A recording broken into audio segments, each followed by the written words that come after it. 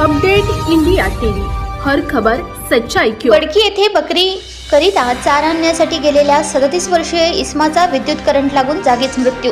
राळेगाव तालुक्यातील वेडशी येथील प्रकाश पंढरी चिव्हाणे वय वर्ष 37 राहणार वेडशी हा दिनांक 30 डिसेंबर रोजी सकाळी 7 वाजण्याच्या दरम्यान रोजच्या प्रमाणे बकरीचा चारा आणण्यासाठी गेले असता चारा घेण्यासाठी नरेंद्र ब्रह्मदेव शेंडे यांच्या शेतात गेला होता।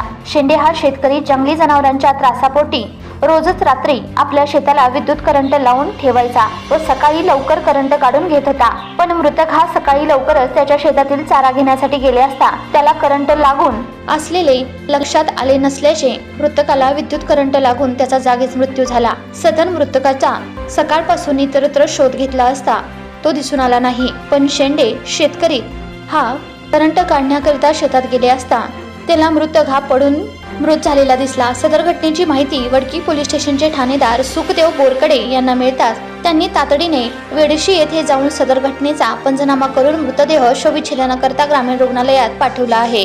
पुढील तपास वडकी पोलीस स्टेशन करीत आहे। यवतमाळ जिल्हा प्रतिनिधी विनोद माहुरे।